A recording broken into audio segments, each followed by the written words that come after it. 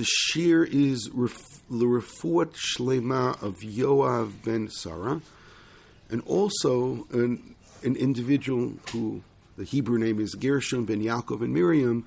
Gershon is somebody who has been listening to the shir. He's been here as well, and he said he's having surgery this week, so he asked to also that we learn in his merit. So they should have Refuah Shlema. All the people that are wounded, all the people that are hurt, all of Am Yisrael should have Refuah Shlema, and all the soldiers should be safe. So let's learn, and hostages. So let's learn. It's Parsha Yitro, so I guess it's appropriate to talk about Yitro. So we are going to talk about Yitro. Vayishma Yitro Kohen Midyan Chotein Moshe et kol asher asa Elokim leMoshe liYisrael amo ki yotzi Hashem et Yisrael miMitzrayim. Now, those of you who know me will know what troubles me about this pasuk. It's one of the things that we always track, and that is which name of God is being used in any particular place. And over here, what's interesting is the shift. Yitro hears, and he's introduced as Yitro Kohen Midyan, Yitro the. Now, either that's a religious job or that is more of a political job. Yitro, who is the sheikh of Midyan, the Chotein Moshe, and I'm going to come back to that in a couple of minutes as well. Et kol asher asa Elokim leMoshe. So then over here, Elokim. Now, those of us who will follow that which we know, namely that Elokim is Midat Adin, so therefore what God as Midat Adin did to leMoshe Yisrael Amo, ki yotzi Hashem, and then there's this shift to Midat HaRachamim Hashem et Yisrael miMitzrayim. V'yikach Yitro Chotein Moshe tzipora eshet Moshe achar shilucheha, which itself could be a whole discussion. When exactly was that? When did he send her away? When did this happen? V'tshnei voneha asher shem achad Gershom ki yomar ger yiti v'eretz nochriya. Now that's also something which we have to come back to and see what was being referred to there. V'shem achad Eliezer ki Elokei avi be'ezri v'atzilenu mecherev paro. V'yavo Yitro Chotein Moshe uvanav v'ishto el Moshe. So it's interesting, uvanav v'ishto Moshe. So v'yavo Yitro Chotein Moshe uvanav v'ishto el Moshe. So vanav is also a little awkward. There's a lot of awkwardness, by the way. That's a little awkward. El hamidbar asher hu choneh sham har ha'elokim. So it's interesting that the place over here is described as Har Elokim, and okay, we'll come back to that also. So I guess we have lots of things to come back to. But notice that it's described as this place of Elokim. Specifically, it's Har Elokim. Continue, Pasuk Vav. V'yom Moshe anichot necha Yitro ba'elecha. Anichot necha Yitro ba'elecha. I, your father-in-law Yitro, has come to you. V'ishtecha u'shnei vanei ima. V'yitzei Moshe likrat chotno. V'yishtachu, v'yishaklo, v'yishalu ish l're'eu l'shalom v'yavo ha'olah. V'yisaper Moshe l'chotno et kol asher asa Hashem l'paro u'l'mitzrayim. And he tells over all of what God has done to Egypt. God, Yudkei Vavkei, alodot Yisrael et kol hatzla'ah asher matzatim b'derech v'yitzilem Hashem. And again, Moshe's speech over here, as we now note, is really quite focused on the name of Hashem and what Hashem has done for them.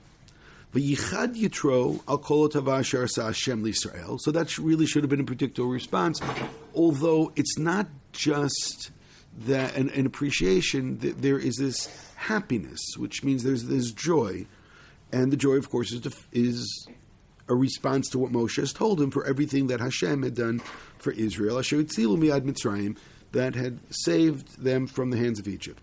Vayom Yitro, and then Yitro says, Baruch Hashem. So again, we point out that it's always non-Jews who say Baruch Hashem. Baruch Hashem. Asher hitzil etchem miyad Mitzrayim miyad Paro. Asher hitzil ta'am mitachat yad Mitzrayim. So again, if we're trying to follow the theological flow over here, so he initially comes, and there was this, again, little confusion. Just noting that first pasuk again, Kol asher Elokim leMoshe Yisrael ki otzi Hashem. So there was this duality, but then Moshe over here is focusing the whole time on Hashem, and his response then is really Baruch Hashem. And then Pasuk Yud Aleph, which we're not sure how to read. Ataya dati, and now I know, Ki gadol Hashem mikol Elohim. Now I know that God is greater than all the other gods. So, again, there is this little awkwardness, because does that mean that prior to coming he didn't know it? Or maybe we could be go back to our other question. I told you we had all these questions to go back to, that when we were told before he's a Kohen Midyan, and I asked you, is that a religious or is that a political appointment or position? So why don't we just go with the easy way and saying it's first of all, why separate them? But on top of that, why would we suspect that he would be a monotheist, other than one really good reason? I mean, there is one really good reason, and that's one which we kind of forget and we push aside and we don't pay attention to whatsoever, and that is he's the Kohen Midyan. And of course, who is the father of Midyan? Avram Avinu. Okay, if you didn't pay attention to that, that was there. That's written in the Chumash. That's black and white. That Avram married another wife, and he had Plagshim, and then it tells the names of the kids, and one of the kids is Midyan. So therefore, if he has a kid Midyan, presumably a man like Avram Avinu sent them to Cheder, or presumably a man like Avram Avinu taught them about monotheism. So therefore, the suggestion that maybe there was monotheism, either latent or maybe not latent within Midyan, is not a terrible suggestion. On the other hand, we do question how long that belief would have stayed and how strong they were, and just because it's children of Abraham, so do we really have every reason to believe that they retained it? I mean, we're going to look at Moab, which comes from Lod. Are we going to suspect that they're also going to be monotheists?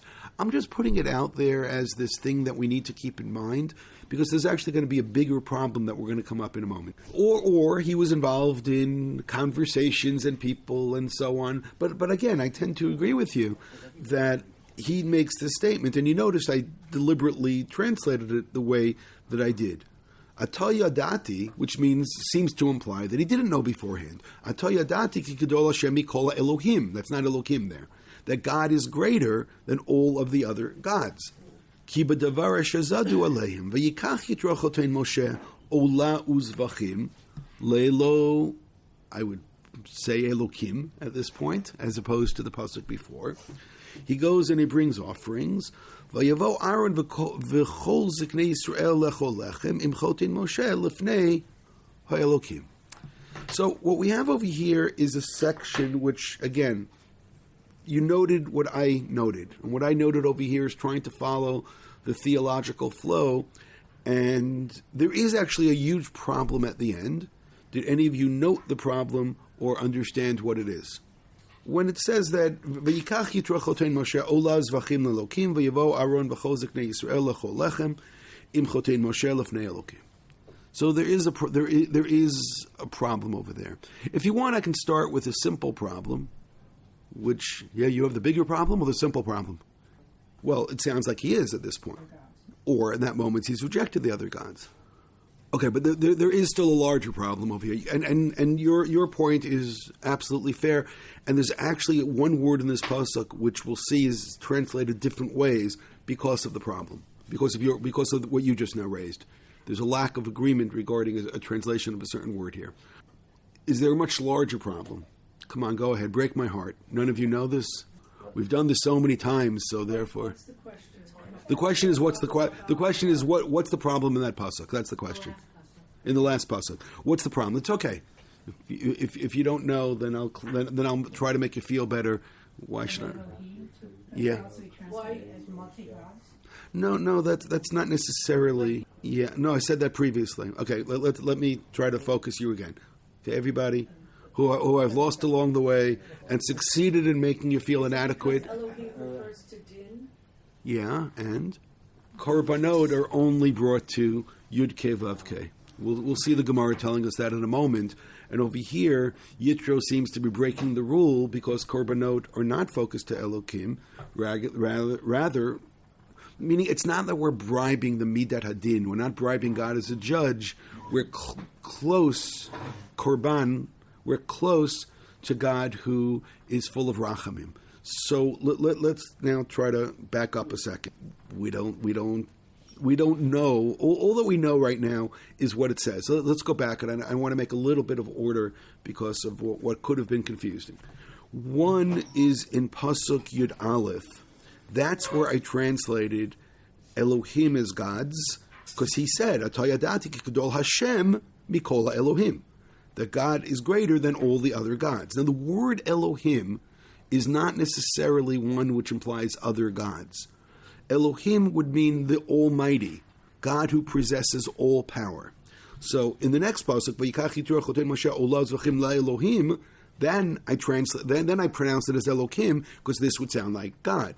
He brings an offering to God. The problem is, more of a subtle problem, is that generally korbanot are directed towards Yud Kei Vav Kei. Again, we'll see the Gemara saying that in a moment or two. But the question then actually, which we'll see, because it's not as clear. Nobody comes out and just tells you. They expect that you can notice the subtlety. Vayvo Aaron v'chol ziknei Yisrael lechol lechem. Now, what does the word lechem mean? So, if you look at Rabbeinu Miyuchas in source number 2, Olah zochim lelokim korbanot l'shem shamayim. So he says, no, he brings, just in case you got confused because the previous verse where it was God's, no, he brings l'shem shamayim. He is bringing a real, authentic korban at this point directed towards God. Lechol lechem. So, what does lechem mean? Lechol zvachim shekriv, to participate and eat the korbanot. So he's reading, and there's a lot of reason to support this. If one looks at the way that the word lechem is used in general in context of korbanot, so this is an absolutely fair interpretation, and it's not like he's doing anything which is fancy. On the other hand, I want you to pay attention to this Ramban, source number 3. Vayikach Yitro choton Moshe olah v'zvachim lelokim haya kol ze terem bo'em har Sinai. All of this took place before they got to Sinai. Now, that itself is fascinating because it says that he comes, in Pasuk Hey was, Ela midbar she hu chonesham hara Elokim. So part of the issue is going to be, is what is Sinai specifically compared to Chorev? Are they synonymous or are they possibly different? So hold on for that for a second. Gam yitachen lefaresh shesidera katuv kol inyan Yitro. So here I have to pause again.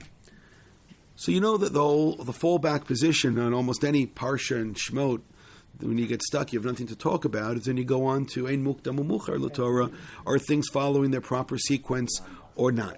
And also, it's very easy to have predicted that Rashi is very easy on that in the sense that he'll just mix things up and tell you, this comes before this, and we'll see him doing it in a moment, right, on what's about to come afterwards.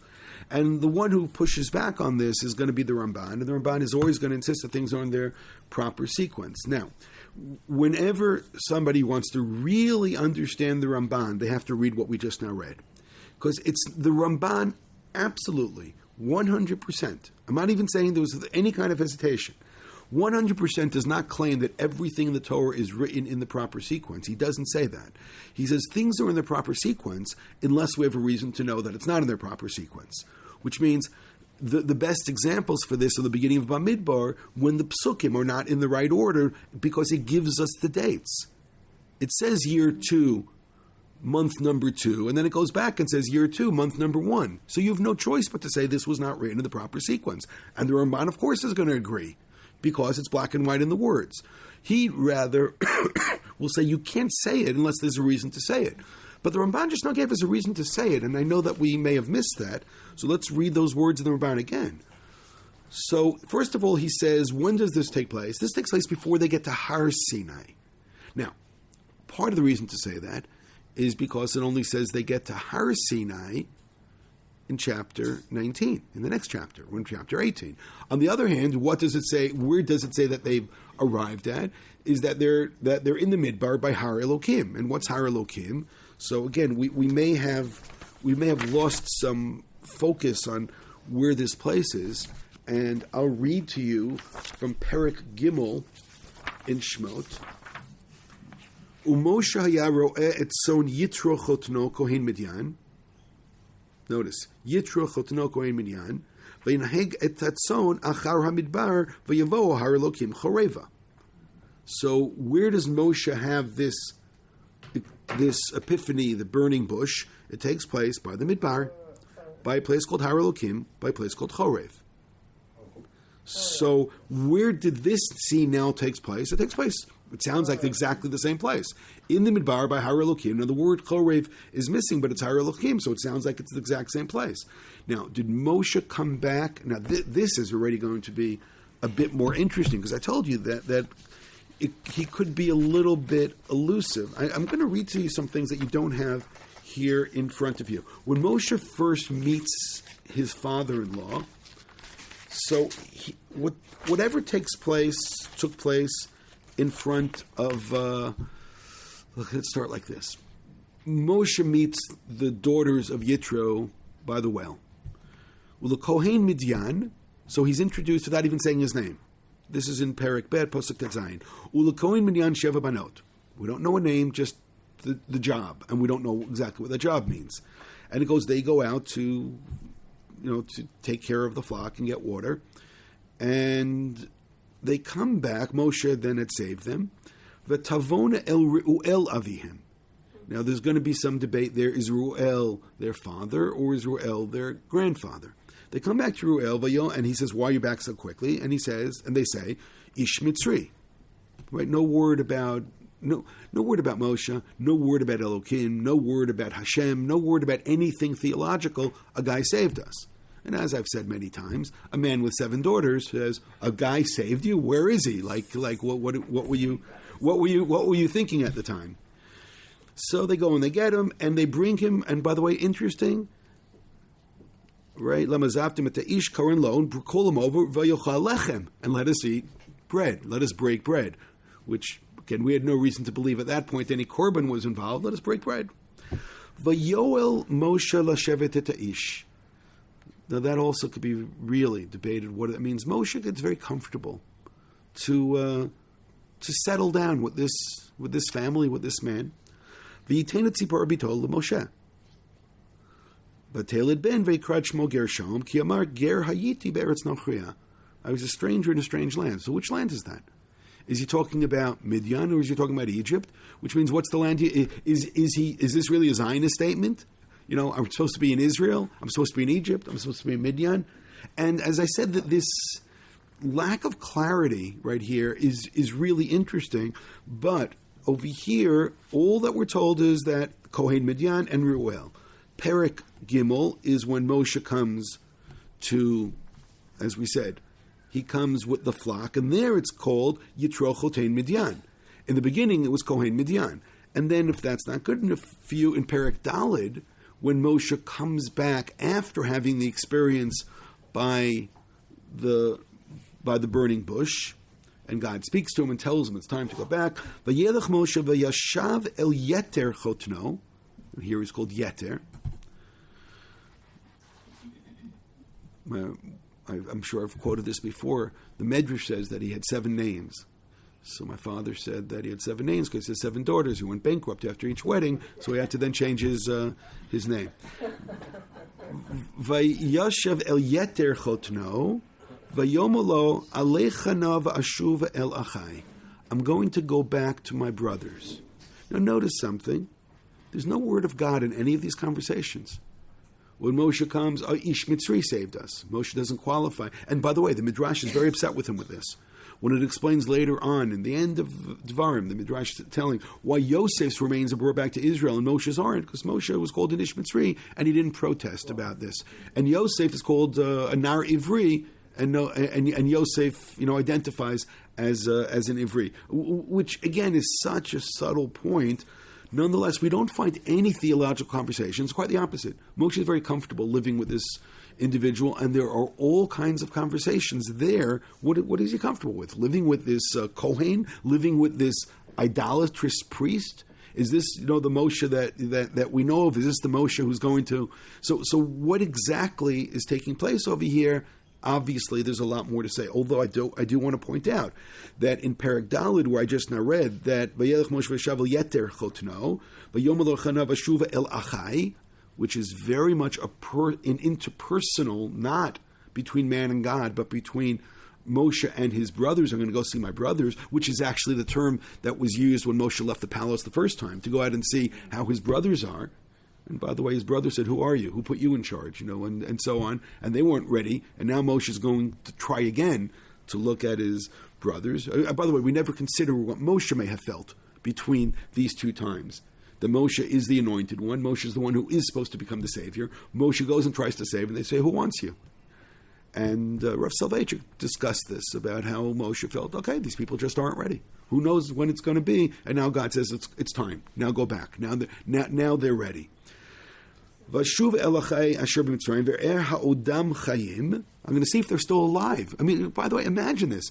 Moshe is thinking, maybe they've all been killed already. God told him it's time to go back. But to Yitro, it's such an interesting conversation.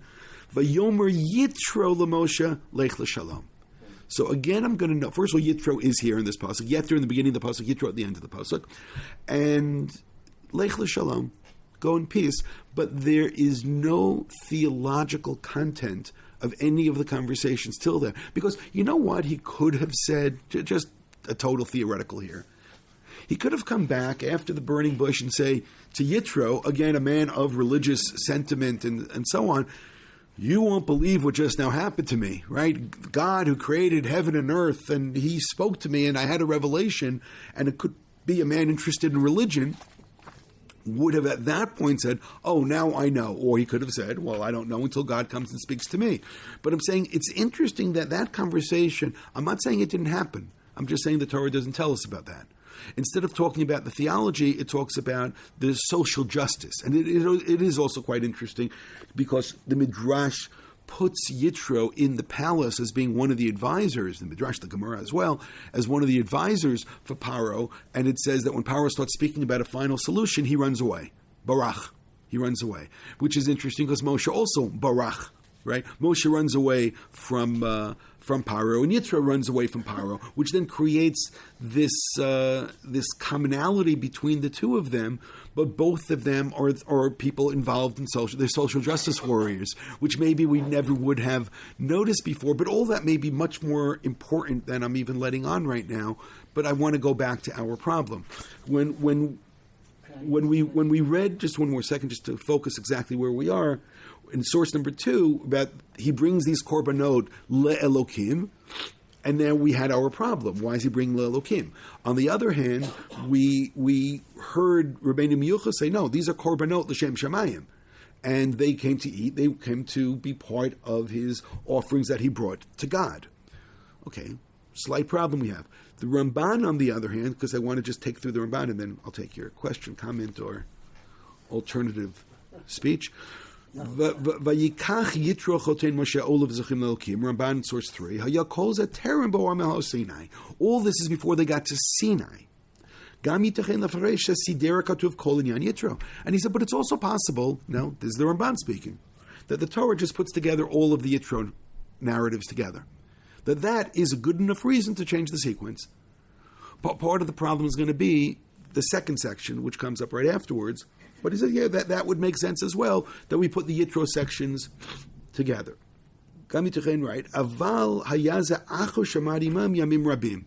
Nonetheless, this took place after he was there for a while. Vinit gayer, and he converted, b'milah v'tfilah, and he had a brit milah, and he went to the mikvah, v'ratzat damim kamishpat, and everything was done properly. By the way, what we may not know or remember today is that one of the rules, one of the laws, one of the halachot of conversion is also to bring a korban. You can now ask the question, hold it, how do we convert people today without the korban? So presumably when the Beit HaMikdash is going to be built, various people who were converted will then have to bring the korban. It's not something which, if you didn't bring the korban, then you're not Jewish. It's just something which you're obligated to bring. So now, you realize where he's taking us, and just to make sure we don't miss it, because he's actually going to, the Ramban is going to be so, this is just a phenomenal Ramban, because what he's about to say next, on top of everything else, first of all, he exploded the myth that Ramban is against, Mukdam and Ma'uchar. He says, no, there has to be a reason. Creating a narrative is a good enough reason. For Tzat Damim Kamishpat, Vayavoran V'chol Zgnei Yisrael Lachol Lechem, Imo Bayom Chatunato Ki Chatan Damimhu.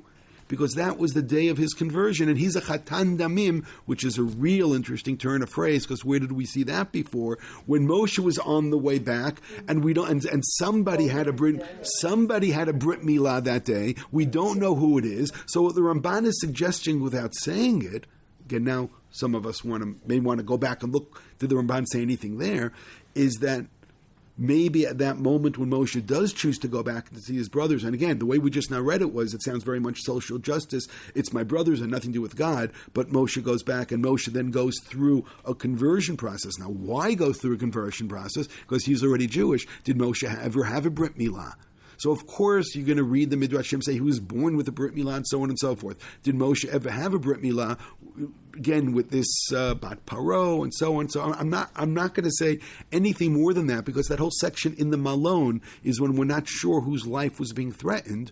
But it's really interesting. Ki chatan damim hu, and again, I don't have to say Moshe, but it's interesting. Chatan damim is borrowed from that phrase, and at that point somebody else became a chatan damim. So it's interesting that he's using this to explain what is taking place at the Yitro, essentially saying this is a full conversion. Yitro arrives, he recognizes that there's one God, he accepts that there's one God, Brit Milah, Tfilah, Korban, and now they're celebrating his conversion. That's everybody's eating that Korban that he had brought for his conversion. Again, there is a slight problem here, and that slight problem is, why is it Shem Elokim and not Shem Yud Kei Vav Kei? Because there is this theological issue, which, by the way, was one of the first things that bothered me over here, and we're going to come back to that in a second. Yes, Stu. I'm not saying that I did not say or try to imply that they're incompatible. All that I pointed out is that all the conversations between Moshe and between Yitro seem to be devoid of any theology until this point when he arrives and says, he's just described till now as a Kohen Midyan. If he truly is a Kohen Midyan, I think the easier, again, I'm afraid to say easier, there is certainly this possibility that it's a religious position that he has. He's the priest of Midyan, and Moshe doesn't seem to try to dissuade him from that at any point.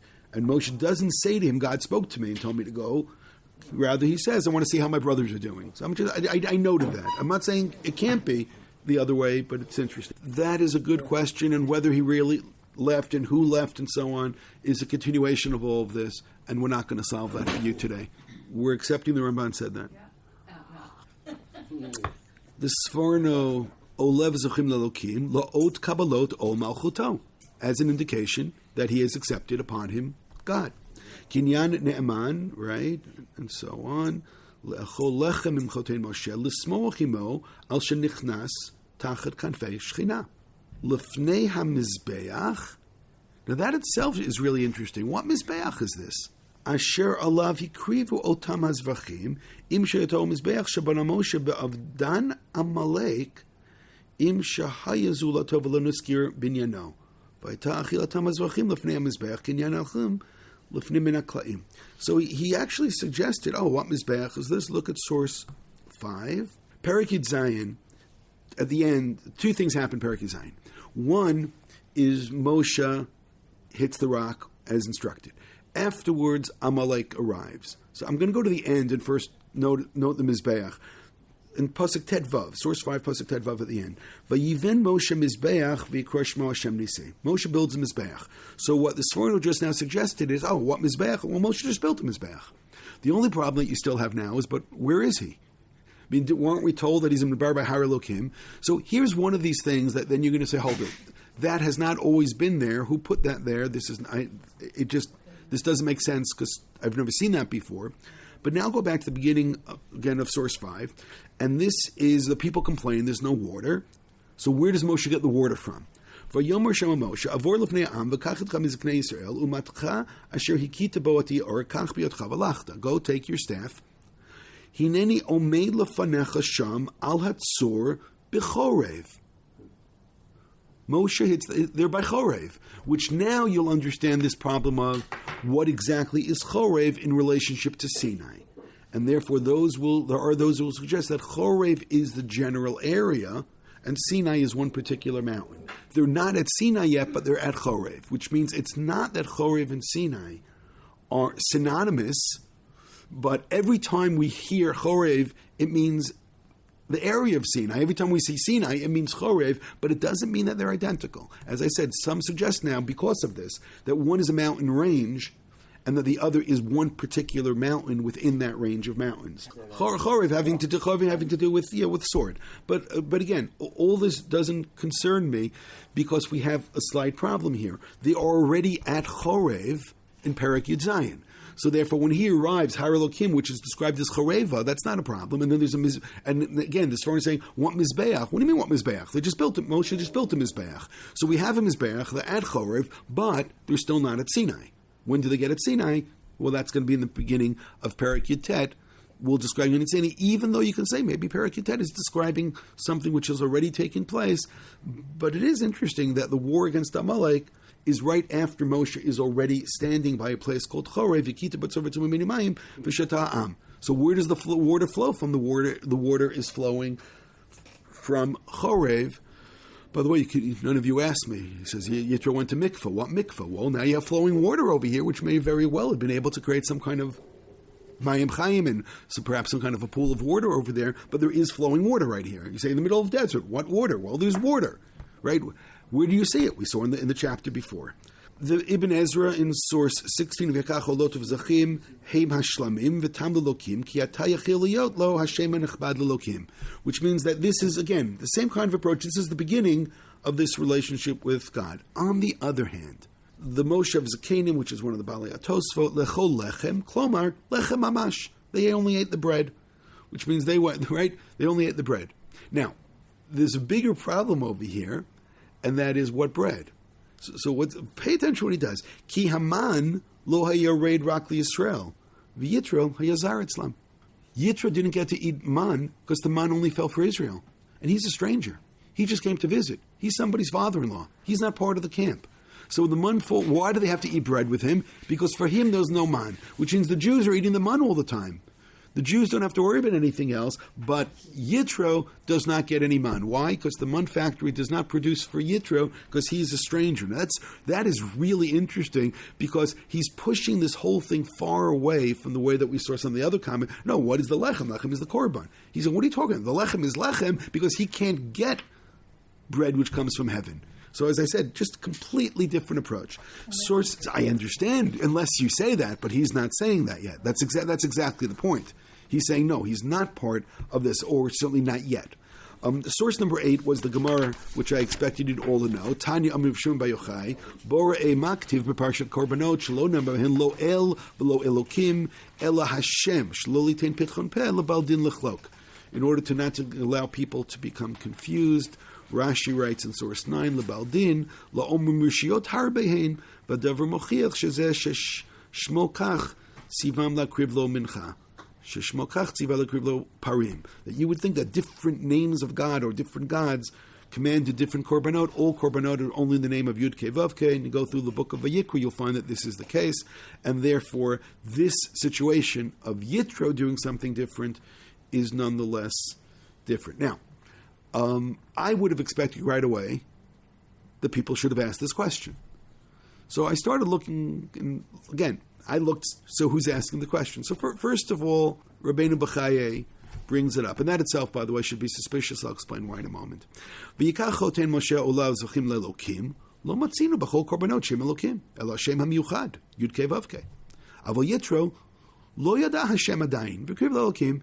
Yitro is a religious novice. He doesn't know yet he doesn't know the Gemara in Zvachim yet. He doesn't know what Jewish law says, and therefore, as somebody who's just entering in, he's a Baal Tshuva, he's a ger, however you want to put it. He has a lot of desire, but not that much knowledge, and he kind of messes up the korban that he is supposed to bring, and he does it wrong. Which means, if I say to you, hold it, does it say any place in the Torah that somebody brought a korban to Elokim? Yeah. Who? Yitro. Why? Because he messed up. By the way, even back by Noach, When Noach brings 2 by 2 animals, that's Elokim. But when he brings 7 by 7, that's Yud Kei Vav Kei, and those are the ones that are going to be brought for the Korbanot. It really is a consistent concept.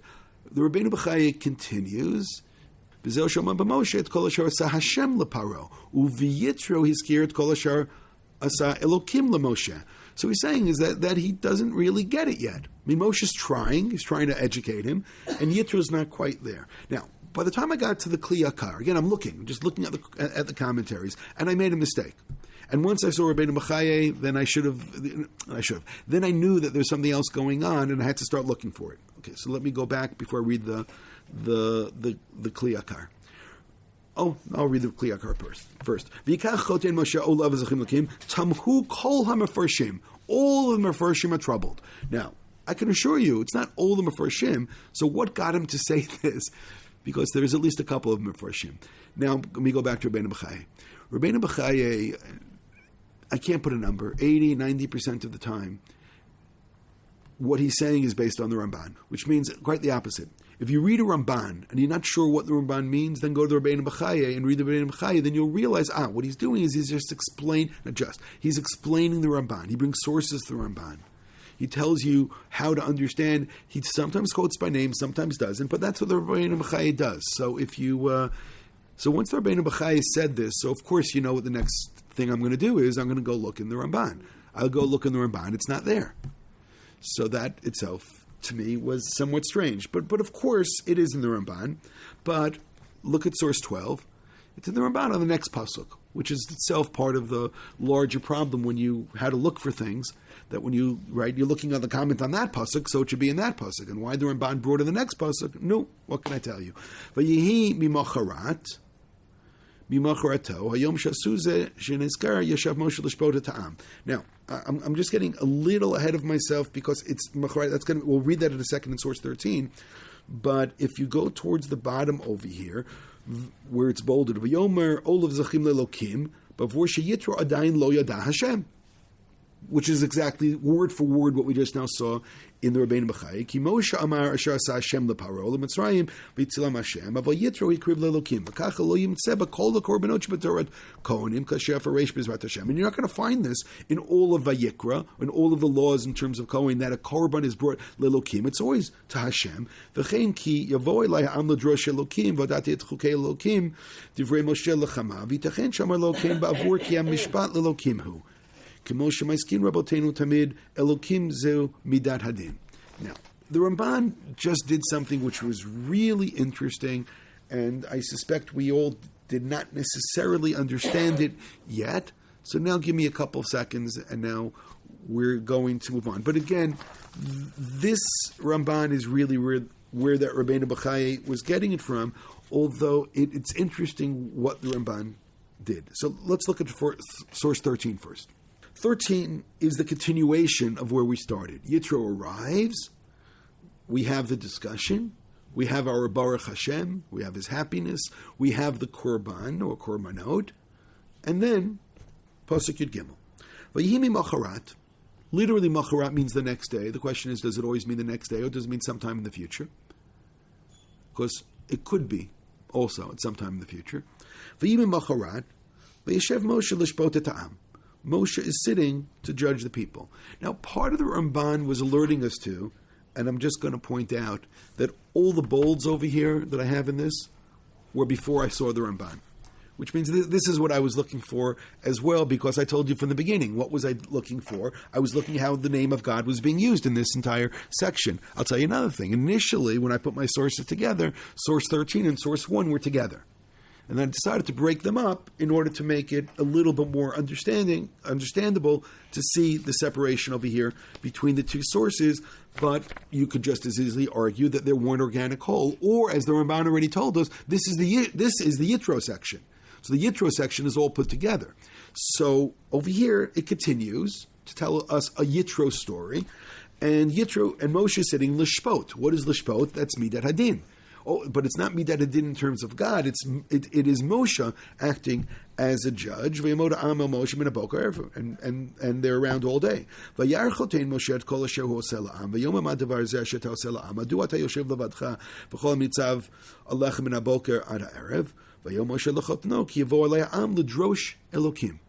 So what Moshe says is the people are coming to seek out God. Now this is interesting because Moshe could have said Ledrosh Hashem, but instead he says Ledrosh Elokim.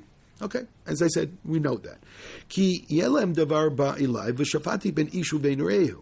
Vodati et chukei Elokim v'toratav. And I'm going to instruct regarding, again, law. So what we have over here is very much something which is din, and they're coming to judge, and therefore the name Elokim is actually quite appropriate here. Moshe says, no, that's not really good, and because you're going to get worn out, and so on and so forth. And Pasuk Yutet, Atala Mul Elokim veitet kol drim el Elokim. So again, Elokim is used in his words as well. V'zartem etem et hachukim ve'et haTorot,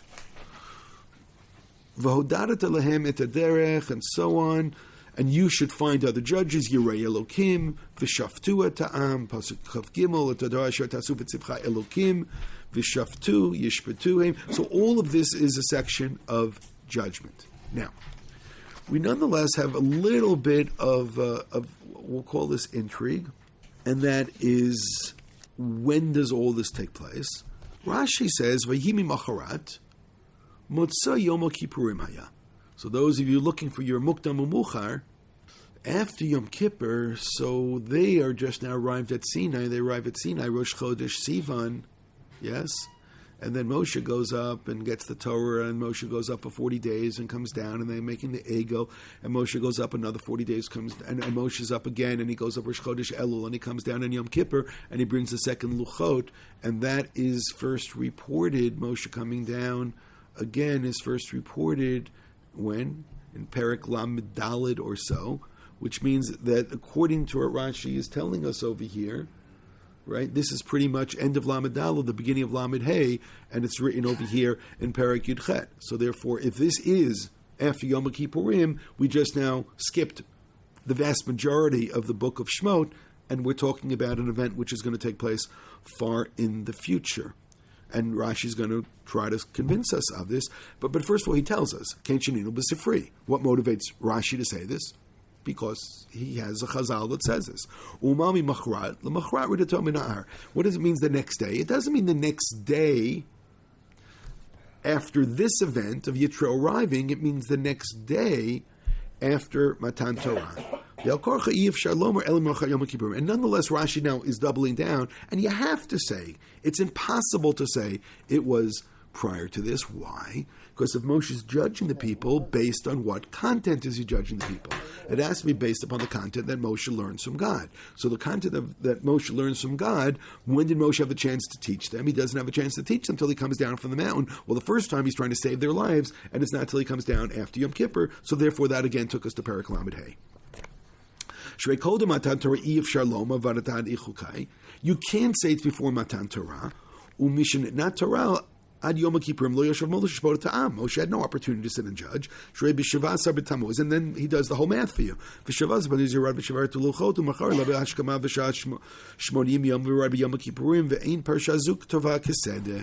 And the Torah here is not written in its proper sequence, which is pretty funny, because the Ramban essentially agreed, kind of, sort of, maybe.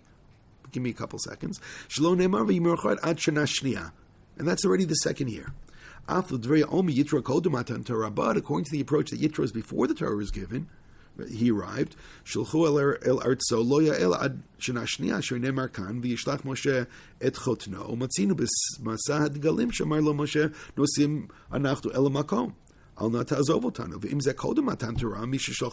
the way, we just now jumped to the end of Perek Yud and Sefer Bamidbar. Hold it, is that the same conversation? Is this the same thing? Is that, talking about out of sequence, is that part of what's taking place over here? So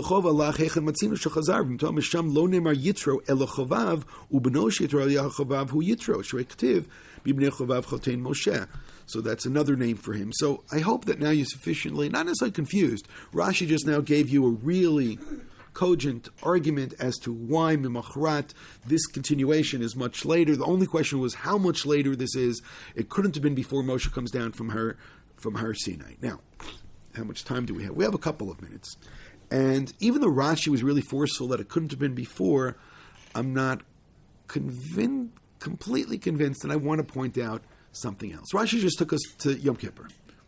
Yom Kippur is very much of a day of, if you look at source 15, it's a day of standing before God but Hashem, right? Because it's a day of Rachamim, day of forgiveness. Okay, good. Second thing about Yom Kippur, as we know from the Mishnah, we know from the Halachot and the Shulchan Aruch, which I noted at the end,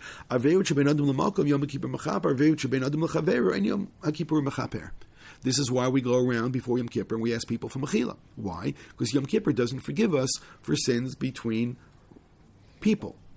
Okay, now why am I bringing this up? The next chapter, we've been essentially in Yud Chet the whole time, arrival of Yitro. Parak Yud Tet, B'chodesh HaShlishi, L'tzei B'nei Yisrael B'Eretz. Remember I told you on Rosh Chodesh Sivan, B'yom Hazeh Bo Midbar Sinai. Then they get to Midbar Sinai. V'yis'u, notice the plural, V'refidim, V'yavo, notice the plural, they arrive Midbar Sinai.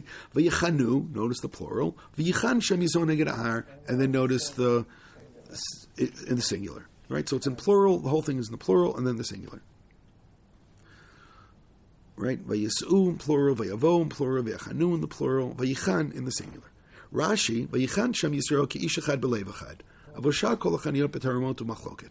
Now there was total unity. And I have a really simple question for you. What created the unity? Now you could tell me, and I'll even 95% accept it, but there's still going to be the 5%. What brings the unity? So you can say the anticipation of receiving the Torah. By the way, you can also tell me the war that just now took place against Amalek. Wars tend to bring people together. So they had a war against Amalek, and now they're unified, and now they're standing at Sinai, and now they're ready to receive it as one person. But there's a problem, because in order for there to be unity, we actually need there to be law. Because without law, there's going to be anarchy. Because people will have disagreements, and each person's going to make their own arguments, and essentially it'll be the survival of the fittest, and you're going to have cultural and social Darwinism, because with the absence of law, you don't protect the weak. Rather, the mighty win. And that's what happens. So how exactly do they have... I told you, 95% you can convince me, but it's still this 5%. We could, again, if we have a disagreement, and then say, hold it. I think it's mine, we open up the book and says, oh, this is the case. So one of us then is going to hopefully back down, or we go to somebody else, which one of us is right. Based on what could we make peace if we don't have any kind of a legal structure? So I'm going to say it again. When we first read this, they're completely unified, so how do they get unified? Now, I would not ask this question unless I have an answer. And of course I have an answer, because if you look at source number 19, again, back in last week's parsha, again, a water crisis. Vayitzak el Hashem vayirei el ha'etz vayishlach el ha'mayim v'yintku ha'mayim sham samlo chok u'mishpat v'sham nisau. There, they were given chok u'mishpat. So hold it. What does that mean, chok u'mishpat? And it continues. Vayomer im shema u'tishma l'kol Hashem l'kecha vayashar be'einav ta'aseh. Right? What's the opposite of yashar be'einav ta'aseh? Kol achad oseh yashar be'eino. Right? Everyone does what they think is right. No, you do what God says. Vazanti l'mitzvotav v'shamarti chukav kol acher amachala asher samti mitzrayim lo asim alecha ki ani Hashem rofecha. So this is really interesting, because there is some kind of introduction of law. It actually used the word chok, it used the word mishpat, it used the word Torah, it used the word mitzvah. Moreover, if you look at, I'm skipping 20, if you look at source 21, the Rambam in Hilchot Sanhedrin, mitzvah taseh shel Torah limnot shoftim. Right, it's a mitzvah to have shoftim v'shotrim, b'chol medina, b'chol pelach u'pelach, all over. Shenema shoftim v'shotrim titen lecha b'chol sharecha. Shoftim elo dayanim, hakfoim, b'beitin. And why do you need them all over the place? What's the answer? Because if you don't have this, you're going to have anarchy. Because you're not going to be able to implement law. If you look at source 22, the Rambam here is in Hilchot Melachim, and he says, Al Shisha Dvrim Nitztavo Adam Rishon. He gives us what we call the Sheva Mitzvot. One of them, which is emboldened, Al Hadinim, on having law. Halacha Yadalid v'Ketzad mitzuvim heim al hadinim chayivim lo shiv dayanim v'shoftim b'chol pelach v'pelach. By the way, the exact same words almost that the Rambam had when he talked in Hilchot Sanhedrin regarding Jews. He says, non-Jews also need to have a legal system. So now I'll go back to our to Yitro.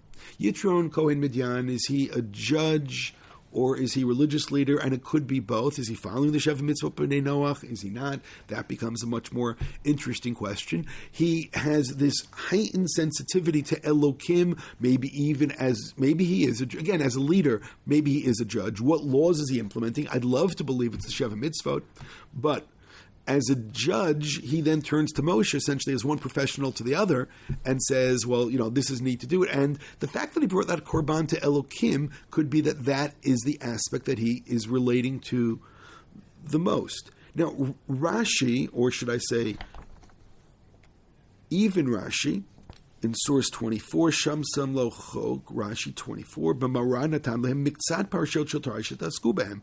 He gave them some of the sections of Torah. Shabbat, Parah, Duma, V'dinim. He gave them laws. Which means my question before is how can they make up with one another? By the way, Rashi is much stronger than that. In source 25, in Parshat Mishpatim, when it says, Ve'et Kol HaMishpatim, Shev Mitzvot Shenitztav, what did Moshe teach the people? Shev Mitzvot Shenitztavu B'nei Noach, V'Shabbat, V'Kibbutz, V'Parah, Duma, V'dinim, Shennu Lahem B'Marah. That Moshe at this point, again, reiterates the dinim which they already received at Marah. Again, Rashi is right there. Later on, it says that Moshe writes things down. V'chtov Moshe b'bereishit ad matan Torah v'katav mitzvot shenitztavu b'Marah. Going back to what happened over there, which means this isn't Sefer HaBrit b'bereishit ad matan Torah mitzvot shenitztavu b'Marah. Should I say this again? Rashi is quite consistent that we received the law at Marah. And when Rashi said before, I'm asking a question, I'm not answering this today. When Rashi said before, it's impossible to say that that Moshe was judging them based on law before Yom Kippurim, because what law is he going to be basing them on? What do you mean, what law is he basing them on? Rashi himself knows that he could have done this based upon what was taught by Marah. By Marah, where that place, by the bit of water. If you look at the Datz Kanim from the Balei Tosfot, V'yihi mimochrat. And by the way, this is not just the Datz Kanim. A whole bunch of the Balei Tos would say the same thing. Pirish Rashi mimorchat Yom Kippurim v'koz yeshlam lefi shitat Rashi d'mefaresh Yitro la'achar matan Torah. Rashi's just trying to be consistent with a different point. Rashi says that Yitro arrived after Matan Torah. There's a whole argument. Vayishma Yitro, what did he hear? Did he hear about Yetziat Mitzrayim? Did he hear about the splitting of the sea? Did he hear about the war against Amalek? Did he hear about Matan Torah? So Rashi's insisting he arrived afterwards. So once he arrived afterwards, so then you essentially, then you go in one direction. Avalamanda Oma Yitro Kadama Tantorah Ba Yeshlamu de Efshar Dezeh Maaseh Shershav Moshe Lishbot Ta'am Yakodem Matan Torah Kigam Rashi Zal Pirish Beparsha B'Shach Kimaran Itztavu Al Dinim Vimken Yeshlomo Shalochu Ad Imo Biyom Bao.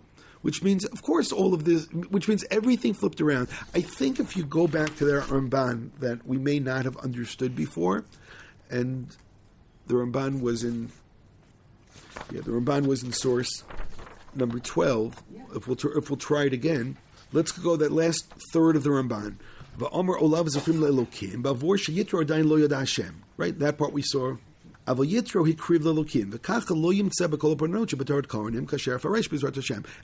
that was a problem which we were told everybody asks, but now you see the Ramban could be everybody. וכן כי יבוא אליי העם לדרוש אלוקים, והודעתי את חוקי אלוקים, דברי משה לחמה, ויתכן שמלוג בעבור כי המשפט לאלוקים הוא. כמו שמזכירים רבנו תמיד אלוקים זו מידת הדין.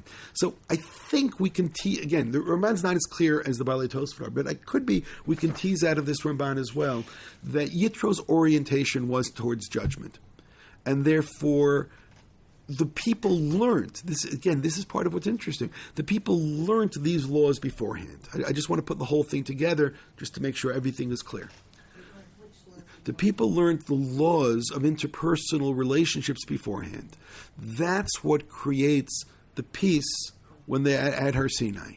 Because you can't have peace unless you have law because otherwise you're just going to end up again with even with people who are good-natured and so on. If there are no laws, there's no rules, there's no boundaries, then how do I avoid stepping on somebody else or taking somebody else's possessions when it's not clear exactly where the boundaries are? So therefore, to take all those laws that were taught beforehand, and again, the one shift over here is that it's been pointed out now that Rashi's being consistent, that Yitro comes later, and he's pushing the whole story to later, and he's not troubled by the Mukdam Muchar problem. So therefore, the Yitro section is before, and again, I want to be clear on this, because you can then ask me, if it doesn't happen now, why is it placed now? Why don't we just put the whole Yitro story in Ba'alotcha, where Yitro comes, Yitro goes, and put the whole story over there? It could be because we just now had Amalek. We had Mitzrayim, and we had Amalek. And you can come to, sorry, if anybody's going to hear anything political here, you can hear what you want, that you can come to the conclusion that then all the non-Jews are out to kill us. And then we have one non-Jew who comes and says, Baruch Hashem. One non-Jew who comes and says, wow, look at the wonderful thing that God did for you. And it could be that after having, again, that's what, he hears about Amalek and he has to come and say, no, I support you and I'm with you and I want to, I want to pray for you and I want to recognize your God and I want to recognize who you are. And that's what you'd end up having to say according to Rashi. According to Rashi, it doesn't happen here. Wonderful. So why is it here? If it doesn't happen here, why is it here? Skip Perek Yud Chet, go straight to Perek Yud Tet, because the whole thing becomes so awkward. So according to Rashi, you're going to end up having to ask that question, and I think give an answer along those lines. You want to nuance it in a different way. That's up, do whatever you want. But I'm saying otherwise, it doesn't belong here. There's no reason for it to be here. On the other hand, when I get to the beginning of Perek Yud Tet and I have unity, so where did that unity come from? Well, look at the unity. Look, Moshe is sitting and he's judging and creating peace between the people. Well, what happens when Moshe creates the peace between the people? So Rashi says, oh no, that has to be afterwards. Yeah, according to Rashi, it's afterwards. But I don't have to say it's afterwards, even according to Rashi. Again, other than that other point of Rashi, I don't have to say it's after according to Rashi. Of course, according to Rashi, they did receive law at Marah. They were taught about interpersonal laws. For Moshe then to adjudicate, and what does adjudication do? It creates peace between people. That then becomes the introduction to Har Sinai, and that becomes a very natural thing. Yitro comes, Yitro hears, Yitro is happy, Yitro may even convert. Again, that's if you want to stay with the Ramban now. And what's fascinating about the Ramban, Yitro hears, Yitro converts. This is before. It could be that part of this actually happens afterwards, but it puts the Yitro narrative together. But even so on, I still have to answer, why is it here? Yitro's whole orientation is towards judgments, towards Elokim, and the Korban is to Elokim because he doesn't really understand theology. But on the other hand, he does understand something else. And what does he understand? He understands judgment. And therefore, he's there to give advice in terms of judgment, and it's the judgment which ultimately creates the peace. And then we're ready to be unified as one person and to accept the Torah.